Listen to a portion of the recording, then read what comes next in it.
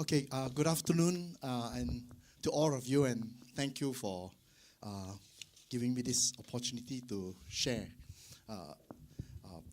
this perspective. A bit about myself.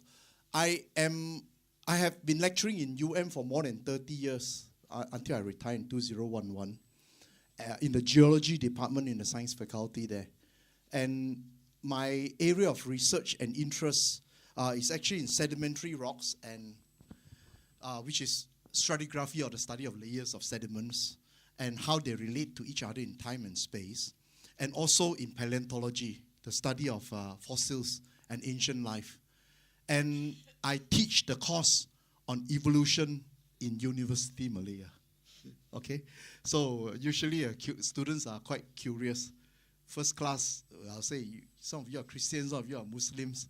How are you going to, deal with this? You're attending a course on evolution, long ages of geological ages and all this, and then your Bible or your Quran seems to say that, God created in 6 days and short time and all that. So I'll deal with some of this today.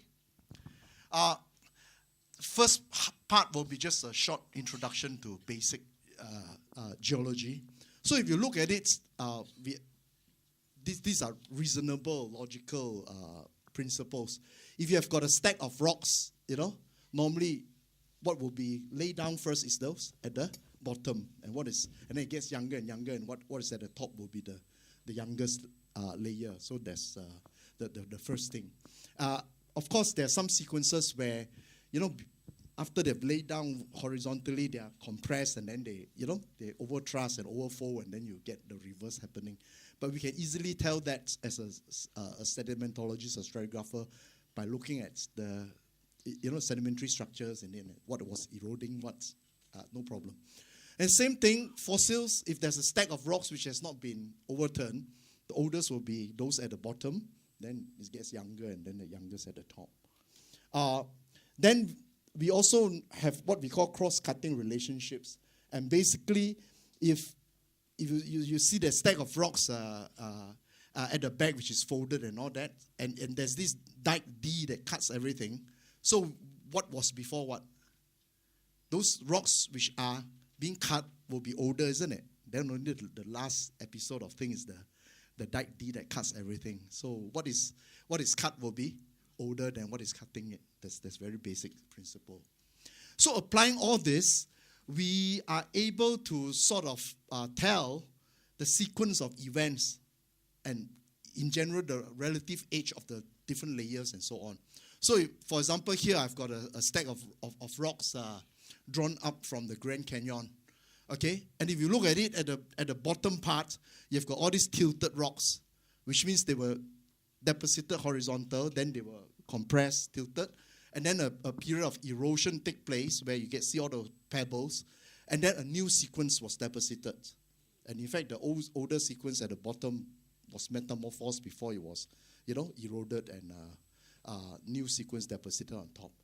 And each of those so-called stacks of rocks above it, some are limestone, some are sandstone, and in one of the little ones, I wish I got my pointer, you can see that there's some gaps in the limestone, those like brick-like part. And that represents a period of erosion, like how your caves are formed now, It was exposed to the air, and the streams cut through. And then after that, it was drowned again, and other rocks were deposited on top. And we can interpret not only the relative age of the rocks from the fossils, but also the environment it was deposited in. For example, right near the top, you see the Cosino sandstone.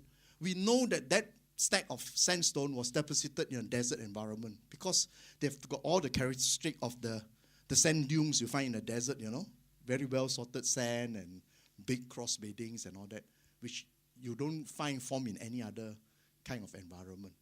So sedimentary rocks, if somebody were to ask, was it, and some people propose that all this was due to Noah's great flood, we will say that's not likely, because there were many episodes and periods of, deposition in different environments, and then exposure, and then redeposition again, and so on. So there were many more floods and other events, deposition. We can tell whether it's in a marine or non-marine environment in the past. So no problems for the geologists to interpret the sedimentary rocks. And wonderfully, within these sedimentary rocks, a lot of them contains organic remains of things which were living, or were washed down into it at that time. And that's what we call fossils. And don't think of fossils as only dinosaur bones. The most useful fossils, which now we are using in the oil industry, is things that comes out which are from the chips that the drill bit is cutting through. And in one tiny chip, you can have, thousands of and millions of those tiny things on the left side that you see. These are enlarged many times. We call them microfossils. And they are also stacked. Like my PhD was on the chalk of England. Those white cliffs of Dover. All look white, but then if you sample it carefully, you find that the white stuff is made of coccoliths, and they are very different from those bottom, middle, and the top part. So we can tell exactly where in the chalk sequence you're finding, you're looking at, So they're very useful because they tell us both the time and the relative age and the environment of deposition.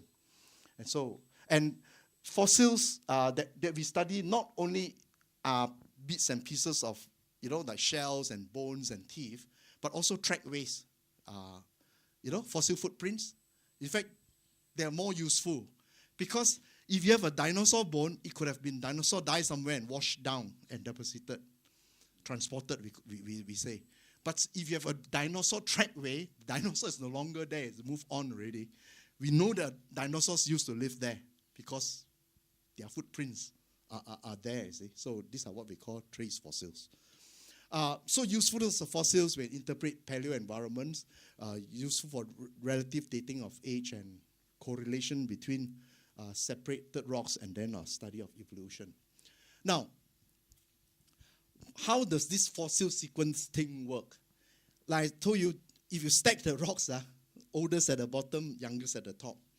And then, so in between, there will be a lot of changes in what we call as fossil assemblage. We don't just use one fossil to date rocks, and there are assemblages of them as you go from the older rocks to the younger rocks. And we find that they always occur in particular sequences. You don't find them all mixed up, like, churn up and just pour down like that. The different layers have different fossils, assemblages, and they always occur in a particular sequence. This group of fossils is always overlying this group, is always by another group like that. And so we can split up the stratigraphic column of the Earth into different sections based on the fossils, and we give them names like the period and system, Cambrian, Ordovician, and so on and all that, based on the fossils. And this actually helps us also to correlate. What do we mean by correlate? If you find a fossil sequence somewhere, rocks with certain fossils, and you find the same thing across the continent in another place, the same fossils. First thing is, if you have the similar fossils, it's like spreading, you're throwing some coins with the date mark there and bury in this sediment, and you go to another place and you throw it and bury it. It's like almost like you have the same fossils, means it's reasonable to assume that they were of the more or less the same age, So that and I told you we never use just one fossil, but they are always occurring in sequence. So we will be able to correlate even across oceans and between continents or just across the valley or something like that when stuff has been eroded away. Now, if you look on the right side,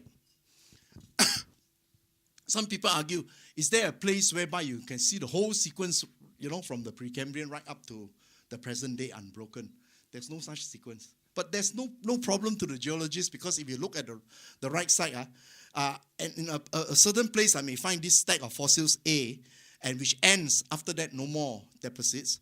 But if you go to B, we can correlate across and say that, you have got this sequence above it, C as well.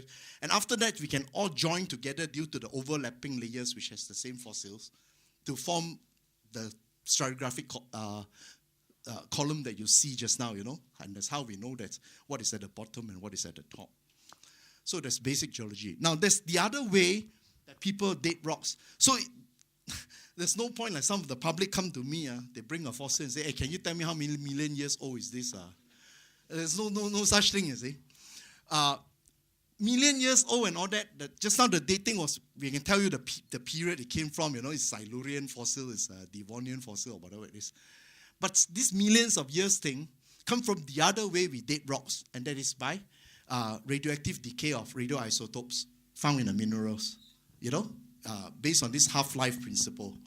That's at the half-life, half the amount of the original parent isotope will decay to half of the, and become half of the daughter nuclei, you see. So by just getting the proportion of the parent and the daughter, we know how many half-lives have passed, and we can calculate the age. Okay? So except for carbon-14, like uranium, all that, you can go back to billions of years, and carbon-14, you can go back to just about 70,000 years. After that, it's hard to date already, is it? So how do we put these two geological timescales together? The relative timescale just based on what is older and younger based on the fossil, and the stacks of rocks. And the other one, the absolute dating based on the radioactive decay, which is most useful only in igneous and metamorphic rocks. The other one, sedimentary rocks. And that is where you can see in this picture the cross-cutting relationships come in. So suppose in the middle there you see we have got some sedimentary rocks with some Permian fossils. And it was deposited, there's an erosional surveys to show that it was deposited over a previously older igneous rock. Igneous rock, we can date it, let's say it's 274 million years, with some margin for error, plus and minus 5 million years. Then there's a dike that cuts through everything, both the sedimentary rocks that was deposited later on top of the igneous rock, and then it comes out as an extrusive sill, a volcanic layer on top. Now, because it's volcanic, we can also date it. And let's say it's 246 million years. So now, I ask you, what is the bracket which those sedimentary rocks would be? It must be older than 246, isn't it? And younger than 274.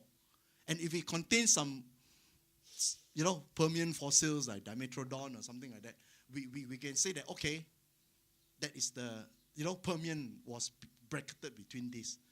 And after we have looked at many, many such occurrences, in different parts of the world, with the different types of fossils in between, finally, you look at the picture on the right, you can adjust and say that, the Silurian period ranges from the oldest that we got was 440, and the highest up there is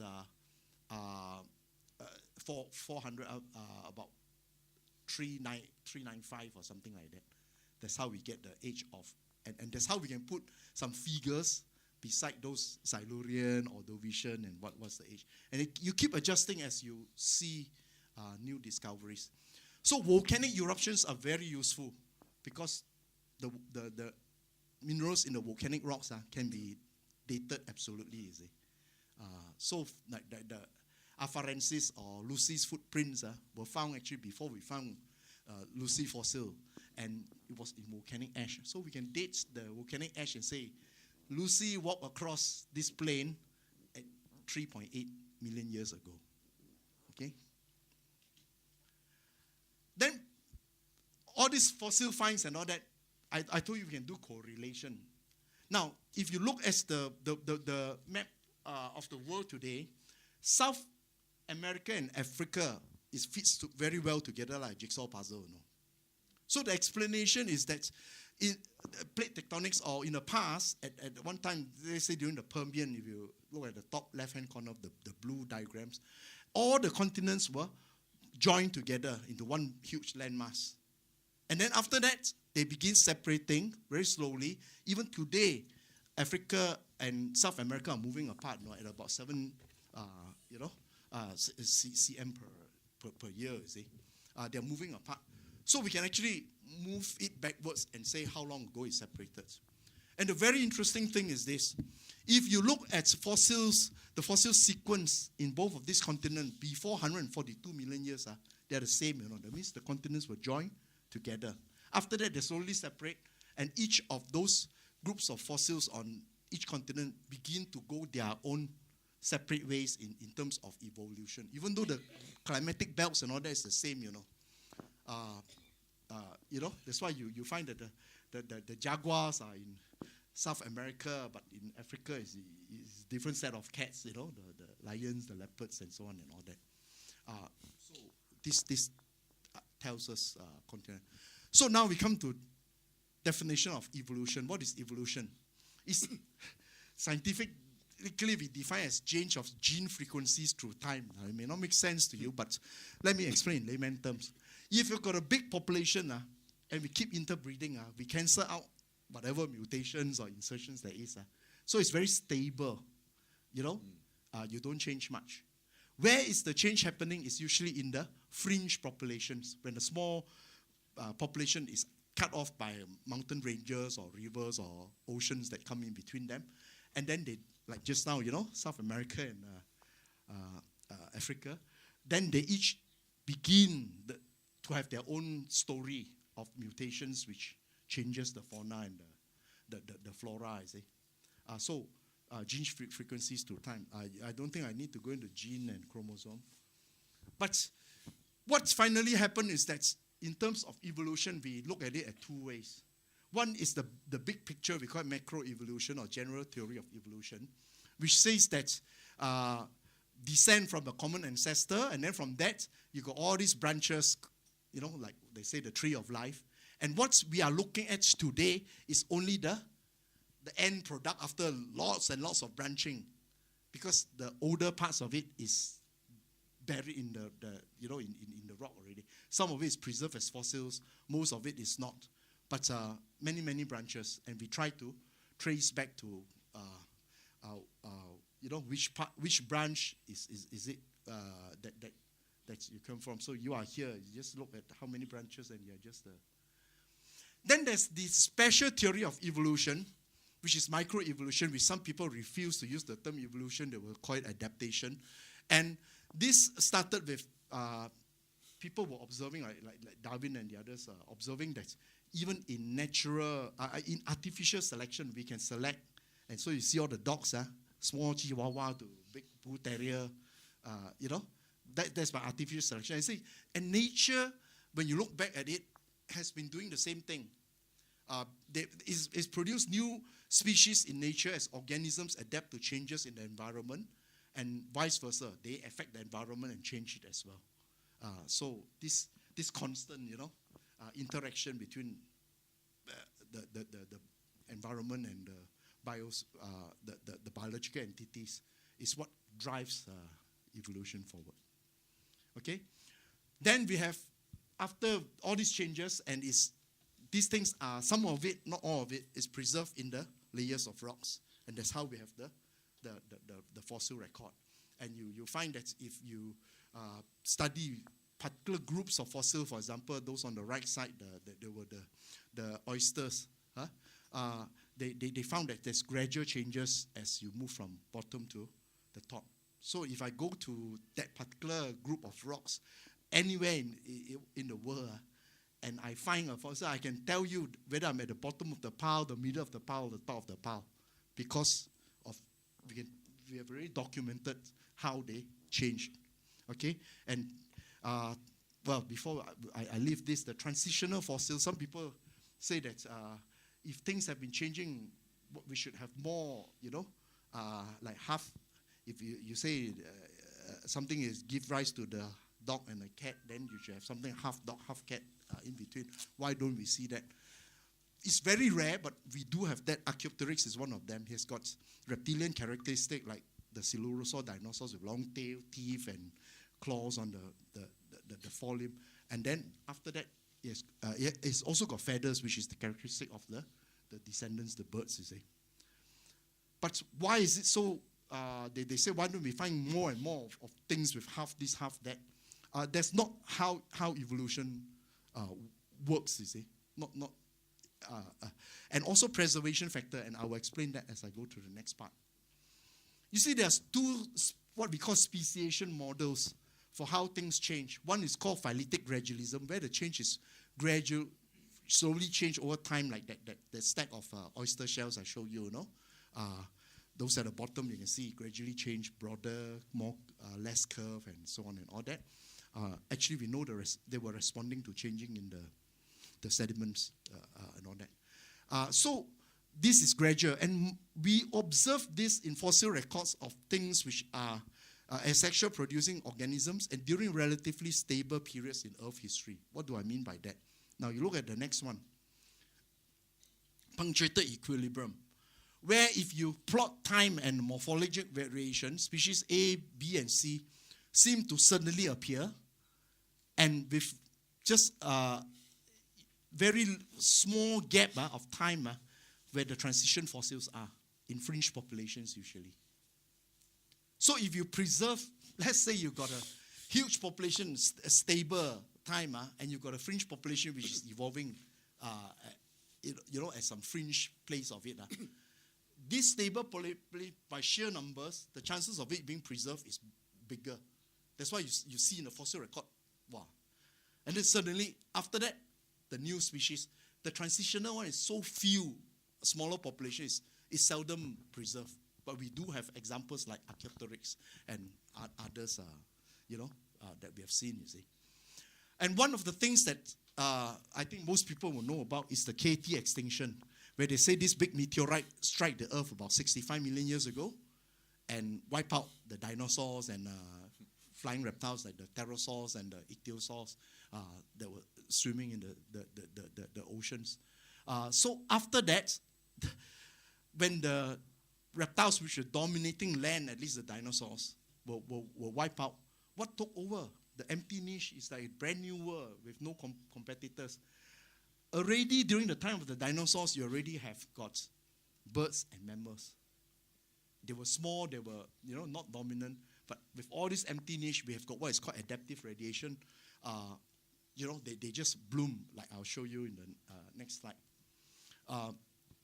In mammalian evolution, so if you look at first the tigers and all that kind of thing, on the left side, that row of things were the things living from after the Permian. There was a big mass extinction as well. You got a radiation of animal forms that developed. So it was dominated by all these dinosaurs and swimming reptiles and flying reptiles. Now these were all wiped out during the KT extinction, Cretaceous. After that, and world was empty. What took over? All the different niches were filled with, the carnivores were replaced by mammals, tigers. The pterosaurs were replaced by bats, which are mammals. Ichthyosaurs were replaced by things like dolphins, which are mammals. And, Triceratops, the dinosaur herbivore, was replaced by something like the rhinoceros. Because you just have a brand new world. So if you look on the right side, the diagram, what you see is that, okay, we have got the age from sort of the KT extinction at the bottom right up to present. And all those colored lines are mammalian groups. What do you notice?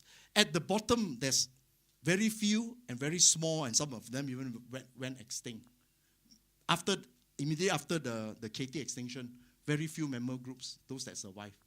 But because of this empty niche that was there was a blossoming, adaptive radiation, and many new groups just very suddenly came out within a short time. And today you have all these different mammals dominating, and that's why Cenozoic, the time we are living in, they call it the age of mammals. Mesozoic was age of reptiles. It was dominated by the dinosaurs and all that. And one of the things which is very exciting about studying fossils today is we don't need to, paleontology, we don't need to have fossil evidence alone substantiate this and build up evolution theory, you have got the help of genetics and molecular biology. Now, I just have some few simple examples to show you. If you look at this, mutations, track, and ancestry. So first thing put out of your mind is that this old hack that mutation is always negative. It always, kills or maims and is going downwards. New genetics tell you it's not like that. Mutations are happening all the time, but depends what gene is affecting, whether it's the master control gene, and even acting for how long. So if you look at, let's say, the first one on the left side, human, chimpanzee, gorilla, orangutan, and gibbon. At that particular, the olfactory gene, you have got this sequence, represented by these letters strung together. What do you notice? Chimpanzee, gorilla, orangutan, and gibbon, for that part, exactly the same letters in the same order. Then when it comes to human, different already. Something went missing. So what does this tell you? We are different from this other group. And this change, this mutation must have taken place after we have already branched off from this other group. Because, if not, we will have the same gene. And on the right side, you see rat, human, chimpanzee, orangutan, and macaque. Macaque is monkey. So, do you know that rats don't need to eat greens and all that for vitamin C because they can produce vitamin C? But the primates, we have lost that ability, you see. And when you look at the part that produces, what do you notice? Rat has got A somewhere in the 90 that side. That is the thing that helps them to produce vitamin C. Okay? We, the humans, and the chimpanzee, orangutan, macaque, have already lost the ability. So, we must have all come from that branch that branch from the rats, and then rats still can continue, and we lose the ability, you see. And even among the others that are left, you can see that macaque is different from the other three, human, chimpanzee, and orangutan. So again, that one was branched off earlier. It's from a different cluster.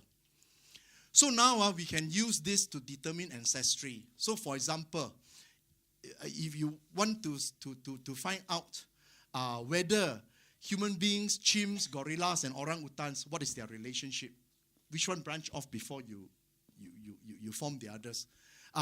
Notice human, chimp, and gorilla all have exactly the same sequence for that particular slice of gene. But orangutan, different. Because there was the alu insert is only found in human, chimp, and gorilla. So if you look at the diagram on the right, when was that insert? After the orangutan have branched off from the other group. Then once that insert is there, it's only found in the remaining ones, which means human beings, chimp, and gorilla are closer to each other and appear in the group only after they branch away from orangutan. In the past, we didn't have this. We were looking at bones and comparing and all that. Very hard. Even the experts were writing books on, whether orangutan, because so much similarity, were closer to human beings than chimps. Right? Now with genetics, problem solved. So very quickly, I come on to evolution of primates. I think Dr. Ng will give more detail. But basically, the big picture is what they say is that first you have got these ape-like creatures called Australopithecus about 4 million years ago. Then Afarensis was sort of like down there. Then at Africanus, it branched off into two branches. One group go on the left. They keep on increasing in body size and all that, more muscular and all that, but brain size didn't increase proportionately. The other group that branched on the right is what we call the Homo group. And that one, the dramatic increase was not just in body size, but brain capacity. So all those brackets are 650, 720, and all those is average brain capacity of the different hominids. Okay? And that is significant. And some people have said that the left branch is not not Afrikaners, and they give it some name on that, that's fine. They call them Pithecanthropus and so on and all that. Okay, so that is geology and fossils. Now, the theistic part. As far as secular science is concerned, there was a big bang. Supposed to have happened between 13.5 to 15 billion years ago. And they can tell you a lot of things about all this physics and particle physics and all that after it has happened. Even 1 femtosecond or whatever is after it has happened. But before that, zero. It's all speculation. They used to say something came from nothing. And then after that, they tried to say there were multiverses, and then, it's like a big balloon, then you pop through some barrier, and then our universe was derived from some pre-existing universe in a different dimension. Now, I think that is very speculative. Of course, Christians believe that in the beginning, God created the heavens and the earth. So you always have this conflict between, so-called church and science, but a lot of it is due to two common human errors. Christians, like Archbishop Usher, trying to make the Bible say what it doesn't actually say, or science making pronouncement on matters beyond what is designated boundary. Like Yuri Gagarin, he flew up into the air. He said, I look around, no God, so how can there be God? Science proves there's no God. Nonsense. And I think the two of them will cover this about magisterium, the area of scripture and science. The source is different. The purpose is different. The language used for the two is different. And we have to take that into account. But to make sense, to have a worldview that can take into account what we are experiencing today, you have to have both the natural and supernatural.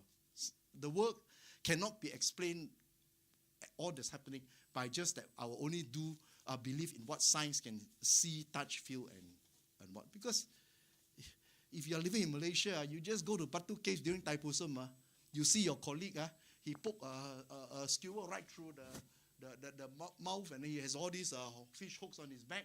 Tomorrow he goes back to the office, and there's not even a mark. Let science go and explain that.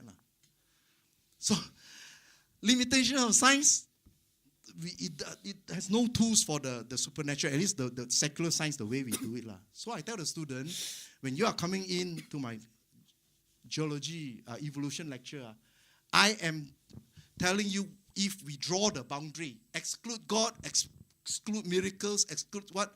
If we only have the physical evidence, what would be the logical explanation based on the physical evidence of how life has come about and changed, and until we get the whole variety today? But what is logical may not be true, no. You have to be careful, no. You can, all this online explanation. There may be an alternative explanation which we can't test with our science because we have drawn the boundaries, which may be truer or... is my time finished already?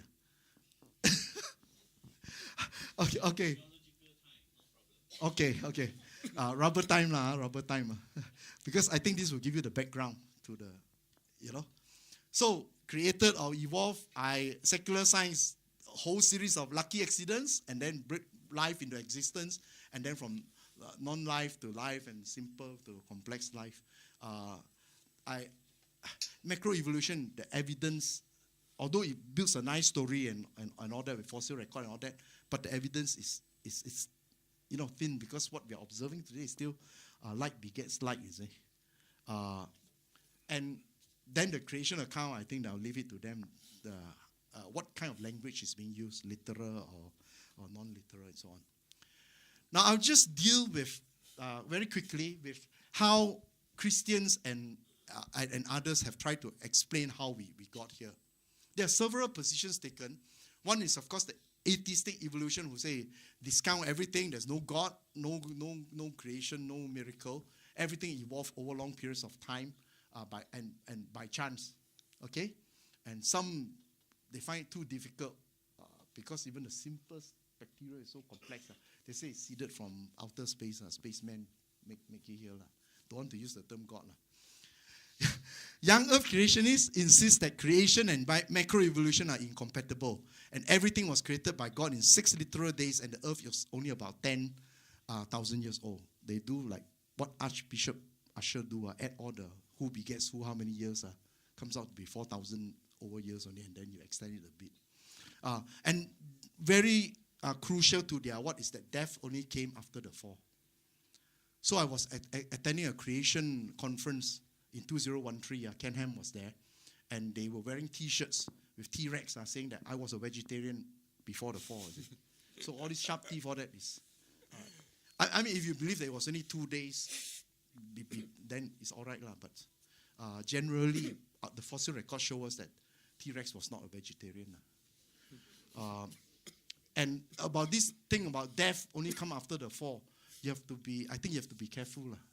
Was the whole earth perfect before the fall? Then how come Satan was there?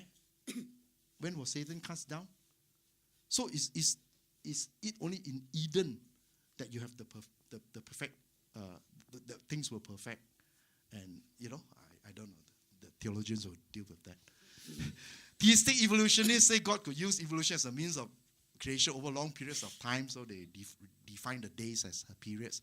Intelligent design, people take God out of it and substitute with the word design, and so that you can teach it in the schools, and the people are not buying it in America.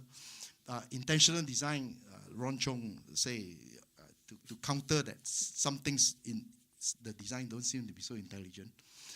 But my own take is this. Creation is a miracle, and encoding and decoding times can be different. Natural laws and processes can be changed. Our knowledge and interpretations are imperfect and never final. And we believe in God's revelation by faith. Now, I don't know how many of you still remember this. Cassette tape. I grew up with that. The younger ones, your dad will probably have one somewhere in the house somewhere. Is the universe billions of years old, or is it only 10,000 years old as claimed by young Earth creationists? I would say this: if creation is the fantastic miracle that God had brought forth out of nothing, how long it takes doesn't matter. He could do it in 6 seconds or days or billions of years. But we would not be able to know it by scientific deduction alone without divine revelation. Why do I say that? That little tape recorder in my college room last time. You come to me, you give me a nice cassette tape, which playback time, 1 hour of Beatles music or whatever it is. And you ask me, how long do you think I took to produce that tape? And I say, 1 hour lah. Why I tell you 1 hour? My little tape recorder to produce that tape, 1 hour encoding, 1 hour decoding. And then you, smart aleck, you go and tell me you produce this tape in 5 minutes. I'll call you a liar, Because at my level of technology, with the little tape recorder in my room, it's impossible to produce a 1 hour playback tape in 5 minutes. Until you take my hand and then you take me to your room and show me your sophisticated high-speed tape deck. Then I say, wow, now I know it's possible. Revelation. So people who claim that anything that cannot be explained in science cannot happen. You are entitled to think that way, but that may not be the correct way.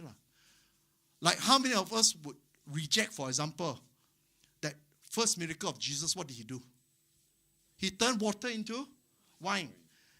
At our level of chemistry now, does anyone know how to turn water into wine? So just because our science cannot do it now, we declare it impossible. But the records, is this reliable?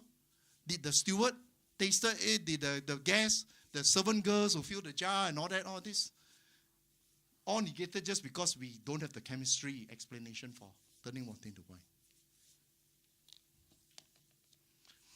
So, if you take Genesis 1, cosmology and geology, what do we know about, deduction of how the universe and earth was formed and life evolved and all that from the fossil record, and compare it to Genesis 1. It's not a one-to-one match, but very interestingly, there's fantastic correlation, even in a non-scientific but general account of in Genesis. And Robert Newman, the one who wrote Science Speaks, he shared this with me. He says, you compare the two. Genesis 1, in the beginning, God created the heavens and the earth. There was a beginning, Big Bang. The earth was formless and empty when the cosmic cloud was formed. It was gas and dust and no planets and all that yet.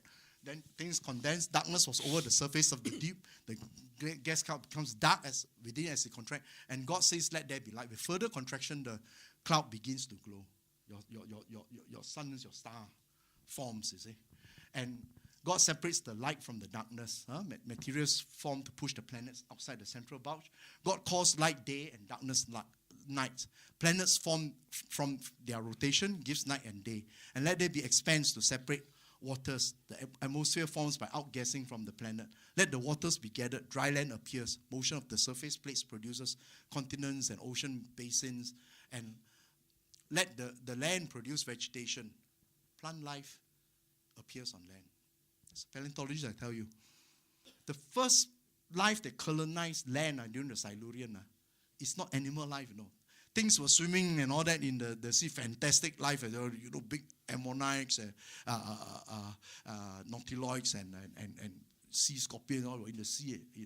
But only the Silurian time, what colonized land first was plant, Before that, bear. And then after that, animal life followed. Okay? Let sun, moon, and stars appear in the sky. So plants oxygen the atmosphere. They say last time the canopy cover everything. You can't see. Then bricks appear in the canopy. You can see the sun, moon, and stars, which is very different from what the young earth creationists say. God make the sun, moon, and stars on the fourth day.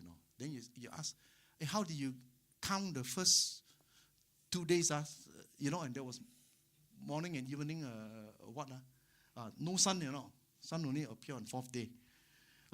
Let the waters and the air fill with animals. Marine and air animals appear. Then let the land produce various animals, more land life. And let us make mankind in our own image. And human is the last to appear in the fossil record. So now, to me, it's no longer that science either or. You have to choose, like they say. You don't have to choose. You can keep on developing. And there's times when you harmonize. There are times which you just can't explain, but you don't have to explain everything to believe. So conclusion, the science and scripture conflict. They appear to be in conflict in some instances, but further studies and discoveries have resolved many of these conflicts, or at least enable one to hold on to both interpretations with integrity. And since we do not have a time machine to look into the past, but we just have the results of what has happened to interpret, any conclusion is but tentative and more a matter of interpretation rather than facts. Both scientific accounts and, any written account is there's a bias in a sense. Okay? Doesn't mean that it's not true, but from a certain perspective. Most of these conflicts are due to misinterpretation of scripture, trying to make it say things it does not say, or some scientists' insistence only in believing in the natural and nothing else. And such a narrow view of life does not accord with reality, and one must be prepared to accept the existence of both the natural and supernatural to develop a more holistic worldview in order to live life to the full. That is my belief. Thank you very much. Thank you, Louis.